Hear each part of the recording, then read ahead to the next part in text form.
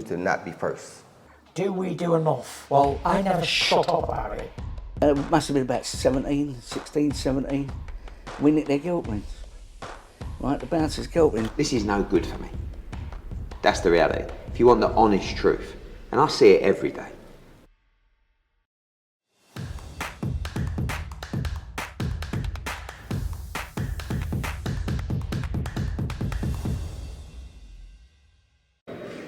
Andrew McCART, IFL TV. I'm here in Manchester, somewhere close to Manchester. Delighted to be joined by Mr. Jack Catterall. Jack, first and foremost, I did say you've got a good fighter in your hands, but we're here for a public workout, man. How are you feeling?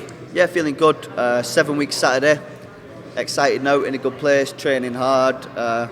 Gym's buzzing, a lot of fighters, couple fighting the same night. Cameron week before, Chantal a couple of weeks after, so everybody's kind of like got fight dates, so it's a good feeling. That's it, like I said, yeah, it's a great fight for you and Jorge Linares, former world champion. He's been in with the best opponents in the land so far in the world of boxing so far. He is maybe coming to the tail end of his career. He's coming off three losses, but on the other side of that coin, he's undefeated in the UK every time he's came across here, and he's beat every single British opponent he's faced. It's not going to be this time round, is it? Not this time round, Andy. Like you just said, he's coming to the tail end of his career now, but I think if you'll have seen it, and people that are on social media, he seems to have, maybe last year, I don't know, the wheels fell off a little bit, but he seems to have turned a corner. Certainly from my perspective, he seems bang up for the fight. I know he's in Vegas with Salas training. I'm hearing little things about him training out there and preparing hard, and he said it, he's coming out here to win, so it's my job to prepare hard, and like you said, every time he's been over these shores, he's picked up the victory, so it's down to me now to finish that. Do you have to put on a statement performance, because you're now in this 140-pound division where you've got the likes of Teofimo Lopez, you've got Devin Haney moving up, you've got Regis Prograis, and all the talk is around these guys fighting each other and that, but you need to get your name in amongst these guys, and you've proven that you can mix it with the best of them.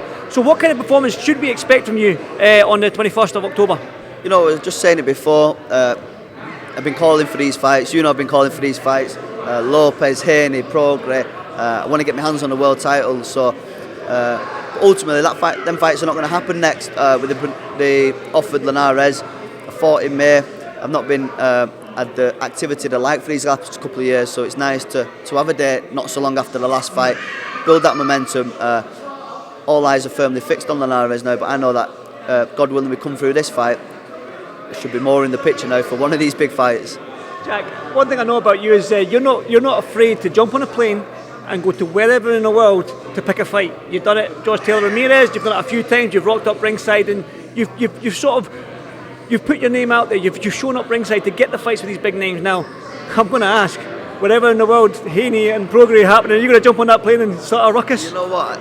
I think the fight was scheduled for the week after mine. I'm hearing now it might have moved dates. I'm going to be there. Listen. We don't look past Linares. He deserves every credit for, like you said, the names he's been in with and the career that he's had.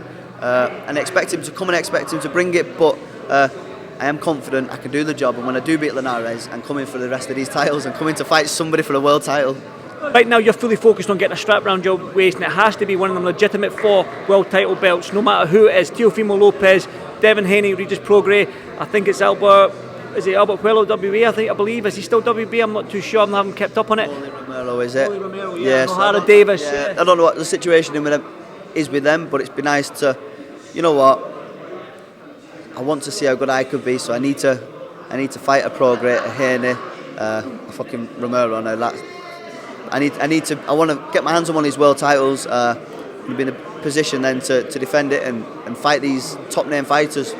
Well, O'Hara Davis, obviously, you mentioned he's in line for that Rolly Romero fight. We don't know what's happening with Rolly Romero in terms of the injury, and he's yet to produce. I'm not sure yet. Has he produced that injury report? We don't know now. You fought O'Hara Davis before. Does a rematch with O'Hara Davis for a world title, does that excite you, or has it been there, done it? I want to get to the United States and fight one of these big, huge names. You know what? I beat O'Hara probably in first gear. It weren't the most entertaining fight. I'll be the first to tell you that.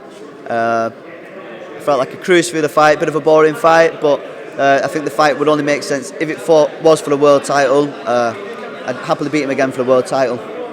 Right, talk to me then. Linares, like I said to you, he's been there with Lomachenko, beat Anthony Crawler twice, beat Al Newt Campbell out in the States, he's beat Kevin Mitchell in a great fight. hurt Devin Haney at the end of the 5th or the 6th round, I believe. We were at that fight, yes. Chantel was fighting that night, so seeing him fight Haney, Vegas, was that 2019? 21, I think. No, was it? It was 21. Was it? Yeah, it was 21.